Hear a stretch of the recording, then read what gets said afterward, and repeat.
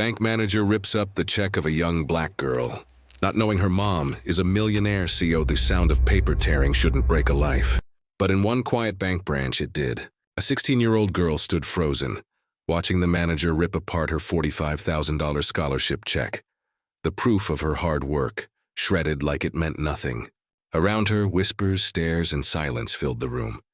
He didn't ask questions. He didn't even look twice. To him, she didn't belong there. But what he didn't know was that the girl he just humiliated came from power he couldn't imagine. And when truth walked through those glass doors, everything changed. Before the morning that changed everything, Maya Brooks lived a life built on quiet discipline and promise. 16, top of her class, the kind of student teachers cited as proof that dedication still mattered. Her bedroom walls were lined with awards and letters from universities, but one bore the golden crest of Cambridge University. The scholarship check she carried wasn't paper. It was her future, her mother's pride, and the proof that excellence could rise above expectation. Her mother, Victoria Brooks, was a self-made CEO, composed, deliberate, known for turning failure into empire. Their home reflected her character, clean lines, muted tones, no excess. Victoria raised Maya to move through the world with precision, polite, articulate, unshakably prepared. That morning, sunlight spilled through the blinds as Maya checked the envelope for the third time. Every detail mattered. Her posture, her voice, her timing. Her mother's words echoed, "Respect earns respect."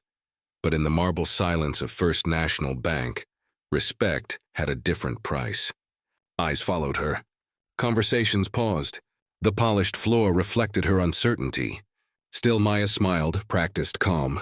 She placed the check on the counter. The man behind the desk, Richard Hale, looked up. What came next would rewrite everything she believed about fairness and about how the world saw her. The bank was too quiet for a Tuesday morning. Polished floors, clicking heels, a sterile calm that masked quiet judgment. 16-year-old Maya Brooks stood at the counter, clutching her scholarship check. $45,000 from Harvard University, made out in her name. It was more than paper. It was proof that all her effort, every sleepless night, had meant something. Across from her stood Richard Hale, the branch manager. Mid-50s, silver tie clip, eyes sharp with the self-assurance of authority. He took the check, scanning it once, then again, frowning. "Where did you say you got this?" he asked. His tone wasn't curious. It was accusatory. Maya answered quietly. From Harvard's scholarship fund, awarded for her academic excellence. She offered her acceptance letter, her ID. She spoke clearly, careful not to sound defensive. But Hale's expression didn't change. He didn't see a student. He saw suspicion wrapped in dark skin. He tapped the check against the counter once, twice. "You understand," he said.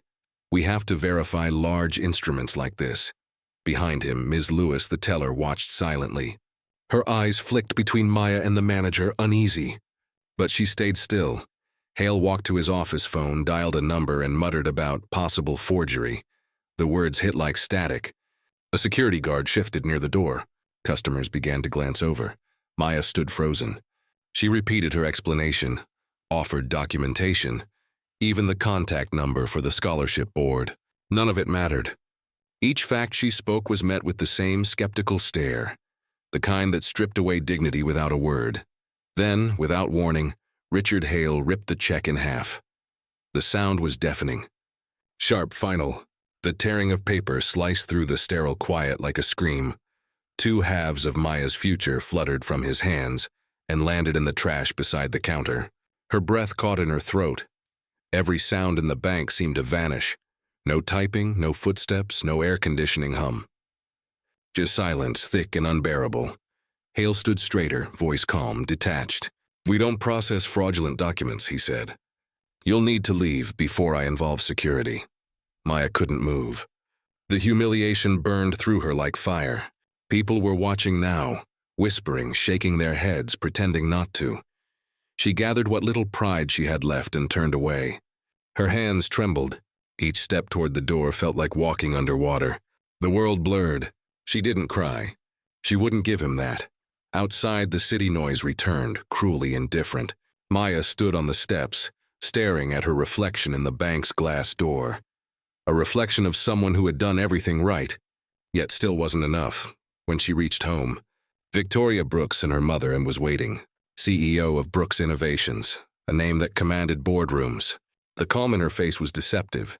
When she learned what happened, the glass in her hand cracked under pressure. Victoria didn't pace, didn't shout. She listened in silence, absorbing every word. Then, with a controlled breath, she said only one thing. "We're not asking for an apology. We're demanding accountability." The next morning, the black sedan stopped in front of the same bank. Cameras hadn't arrived yet, but the story had begun spreading. Inside, Richard Hale's face paled when he saw Victoria Brooks walk in. Elegance, precision, and power embodied, she requested an immediate meeting with the regional director. Her tone was firm, her presence undeniable. Documents were placed on the desk. Harvard's verification, the scholarship letter, transfer receipts, proof of legitimacy. Hale's confidence eroded by the second. The torn halves of the check, retrieved from the bank's trash, lay between them. A physical symbol of arrogance and bias. Victoria spoke clearly without raising her voice. "You didn't tear paper," she said. "You tore opportunity. You tore trust." The room fell silent. The director couldn't meet her eyes. Hale's authority collapsed into shame. By afternoon, the story had reached national media. Bank manager rips up black teen's $45,000 scholarship check. Headlines spread faster than the bank's PR team could react. The institution scrambled. Internal reviews, public statements, damage control. But the footage from a witness's phone told the truth no statement could undo. In that moment, Maya realized the power of what had happened. Her pain had become public evidence.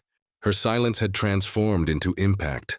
The rising action had shifted, from humiliation to exposure, from one act of bias to a national reckoning. And beneath the noise, one truth echoed louder than the sound of that check being ripped apart. Some things torn in prejudice can never be repaired with apology. The fallout hit faster than anyone expected. By sunrise, the story had already gone viral. Headlines filled every feed. Bank manager rips up black teen's $45,000 Harvard scholarship check. News vans circled the parking lot. Reporters clustered near the doors of First National Bank, cameras flashing with every movement. Inside, tension suffocated the air. Employees whispered behind monitors, pretending to work while watching every shadow in the glass walls of the manager's office. Richard Hale sat there, pale and sleepless, the weight of exposure pressing down. His name had become shorthand for corporate racism. Every article repeated it. Every headline turned it into shame. But this wasn't just about a headline anymore. This was about Maya Brooks, the 16-year-old girl whose silence had carried the weight of centuries for a few unbearable minutes in that lobby. When she entered the bank again, the noise outside vanished behind the glass doors. She walked slower this time, not timid, not unsure, but aware of every eye tracking her. Her mother, Victoria Brooks, walked beside her, calm, composed, dressed in understated authority. The kind of authority that didn't ask for respect. It assumed it. The same teller, Ms. Lewis, looked up. Her expression was tight, guilt-ridden. The security guard, Officer Grant, straightened near the door, avoiding Maya's eyes. Everyone knew why she was here. Everyone remembered what had been done. In the conference room, the regional director and several members of the executive board waited. Polished table, filtered light, forced smiles. The same bank that once questioned Maya's worth now wanted to protect its image. Victoria laid down a single folder. Inside, timestamps, video stills, internal policies violated, and legal correspondence. Every page was evidence, every line an indictment. But this was not the climax of power, it was the climax of truth. When Maya spoke, her voice was steady. No anger, no tremor. "You didn't believe me because you weren't meant to. People like me are always asked to prove twice what others say once. But you didn't just doubt a check, you doubted possibility itself." Silence thickened. The regional director shifted uncomfortably. Hale's jaw clenched, but he said nothing. Victoria turned her gaze toward him. "You looked at my daughter and saw risk. You tore up her future because you couldn't imagine it was real. Now the entire world knows whose mistake that was. Hale's voice cracked when he finally spoke. "I was following protocol." Victoria cut in. "No, you were following prejudice." Every syllable landed like a gavel. Outside camera flashes illuminated the blinds. Reporters waited for the soundbite, the defining moment that would seal the story's fate. Inside, Maya's composure began to waver, not from fear, but from the weight of it all. The humiliation, the whispers, the cruel certainty that, had no one recorded it, her truth might never have been believed. But this moment wasn't about destruction. It was about reversal. The narrative had shifted. The girl they called fraudulent had become the face of institutional failure. The one who'd been silenced was now commanding the world's attention. The executive board offered statements, apologies dressed in policy, remorse filtered through corporate caution, words about retraining, awareness, commitment to diversity. Hollow echoes of systems long immune to change. Then Victoria spoke again, her tone surgical. "You don't fix what happened by retraining prejudice. You fix it by exposing it." The line rippled through the room like a verdict. When Maya stepped outside, microphones were waiting. She didn't hide behind her mother this time. She stood in front of the cameras, her expression calm, composed, unbroken. They asked her if she forgave him. She didn't answer right away. The pause itself became power. Finally, she said, "Forgiveness isn't the lesson here. Accountability is." The footage went everywhere. Millions of views in hours. Comment sections filled with rage, solidarity, reflection. Some saw their daughters in her. Some saw their guilt. The world that once doubted her now amplified her. That night, while the bank drafted its press statement, Richard Hale sat alone in his office. The building was empty, silent but for the hum of the air vents. On his desk lay a printed copy of the check, pieced back together with tape, a reminder of what arrogance had cost him. Every rip was still visible, every line a scar. He replayed the scene again and again. The sound of tearing, the girl's face, the silence that followed. It haunted him now, not because of the scandal, but because, for the first time, he saw it as she did. Meanwhile, Maya sat on her bed, the world spinning fast outside her window. Her phone overflowed with messages, reporters, activists, strangers thanking her for standing firm. But the victory didn't feel like celebration. It felt heavy, sobering. Her mother entered quietly, placing a fresh copy of the scholarship. Letter on her desk. Harvard had reissued it personally, with an added note of support. Maya stared at it. The same emblem, the same number, the same promise. But it no longer felt like just her dream. It had become something larger, a symbol of resilience forced into existence by injustice. Outside, protests began forming near the bank's headquarters. Signs rose high. "We are not fraudulent. Believe black excellence. Tear down prejudice." The movement was no longer about a single check. It was about the invisible barriers that had always been there. By dawn, the board announced an emergency audit. Hale was suspended pending investigation. Public apologies poured in, polished but hollow. Yet none of it could erase the image already burned into the public mind. A white man tearing a black girl's opportunity in half. That image became a mirror for banks, schools, offices, institutions, a reflection they could no longer deny. As Maya prepared to leave for Harvard weeks later, she paused by the same bank one last time. The banner outside read, "We stand for equality." The irony stung, but she didn't stop. She just looked once, long enough to remember what it had taken to reach this point. Her mother's voice echoed in her head. "Respect earns respect. Until it doesn't, then truth must take its place." The world hadn't changed overnight, but something had shifted. A conversation had been forced into the open, one that could no longer be torn in half and thrown away.